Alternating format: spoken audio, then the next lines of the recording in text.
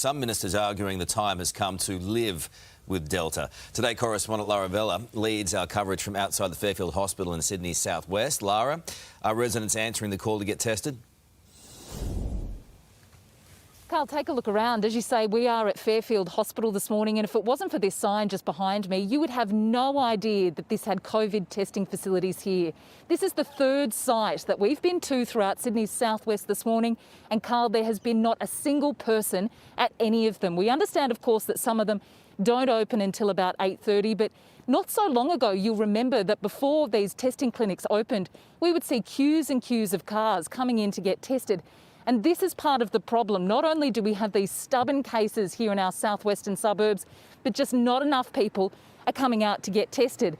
And if that behaviour continues, it means that we could in fact see tighter restrictions. And unfortunately, that lockdown extended, which would be an economic disaster for those small businesses that have been crippled by this lockdown here in Sydney. Lara, thank you. Today's Sydney reporter Gabrielle Boyle is in East Hills this morning. Gabby, police now have a very visible presence in the southwest. What are officers saying this morning? Well, they're saying they're leaving no stone unturned, checking every area. And I'm joining you from Smith Park in East Hills Alley. I'm told this is usually a really busy location for people working out in the morning. And I have to say, people in this area are absolutely doing the right thing. The park is pretty empty except for a bunch of girls. Give us a wave, girls. They've been doing their socially distanced workout this morning, doing the right thing, making sure they're not coming into too close contact with one another. But certainly we're expecting to see plenty of police out and about on the beat today. We've got the dog squad, Pole Air, Highway Patrol, Foot Patrol. Everybody's doing their part to make sure people are correctly socially distanced. There has been some suggestion that Western Sydney is being unfairly targeted, that the east, the bad behaviour there has been ignored, and that Western Sydney is being targeted by these patrols. Let's hear from New South Wales Police. This is about enforcing the health order, and we'll do that fairly and we'll do that in a balanced way.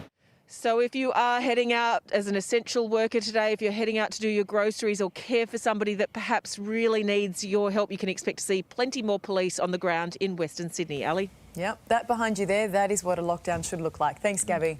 1 million doses of Pfizer vaccines a week by July 19th. That is the promise from the Prime Minister this morning. The country's vaccine stocks of Pfizer to increase more than threefold on current numbers 2 months earlier than expected. We spoke to Scott Morrison on Today on 9 earlier. We are really hitting our marks now, Carl. I know we've had challenges over the course of the last 4 months, but we're hitting those marks now. We keep this pace up, we get there. And so it really is the national effort to get there. The Prime Minister also said it's possible we could all be vaccinated by Christmas.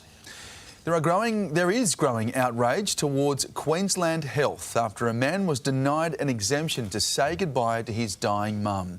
And now a series of bungles have been exposed by 9 News at a Gold Coast isolation hotel.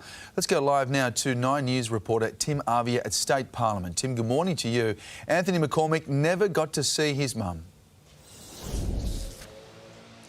That's right, Alex, and as so often happens with these cases, we are getting two different stories about why Alex never got from Sydney to Brisbane to say goodbye to his dying mother, Julie. Now, Queensland Health, they say the biggest issue here was time. They say his case was in the hands of New South Wales Health, who were waiting for another negative COVID test result from Anthony.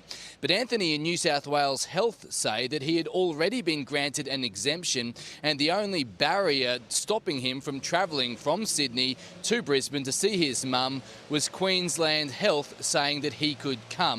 The ultimate, the ultimate finish line for this was that Anthony did not get that exemption and he did not get to see his mother, who tragically passed away. And Anthony now is the latest in a long line of families who have criticised Queensland Health in these situations for their lack of communication and support.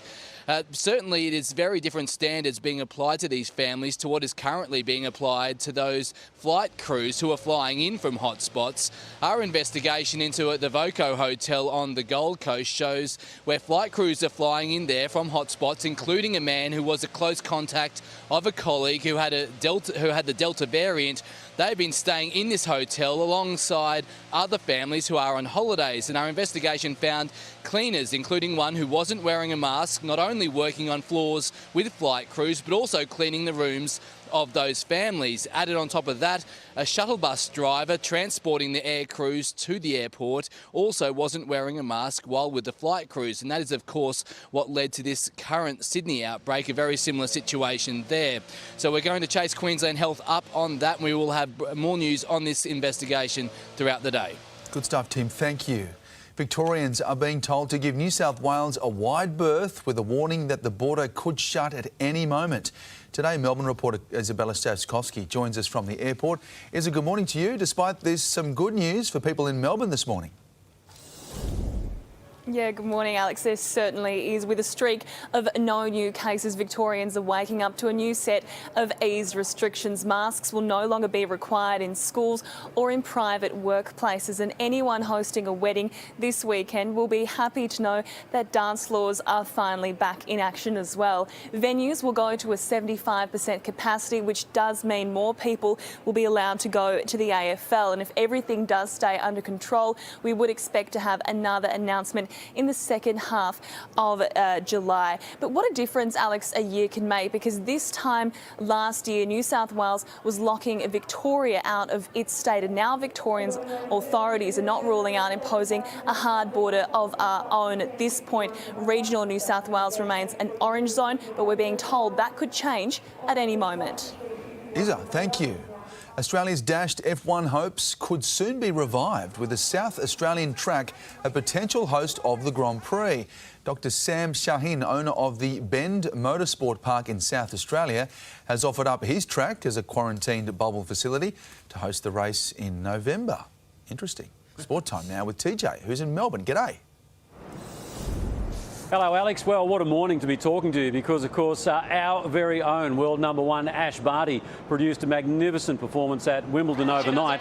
This coming, of course, in the semi-final, where she defeated Germany's Angelique Kerber 6-3, 7-6. So a little bit of a struggle there in the second set, but she certainly got the job done. So what it means is that Barty will now face Karolina Pliskova. And when you talk about motivations and when you talk about incentives, boy, what about her incentive when she goes into the final at Wimbledon on Saturday night?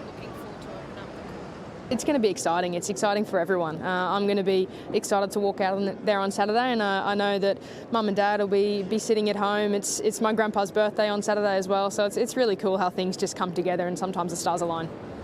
What a present that'd be for her grandfather. Of course, Ash is the first Australian since Yvonne Cawley to make it through to a Wimbledon final, the first Australian woman. So it's so good, isn't it? And so much to look forward to there.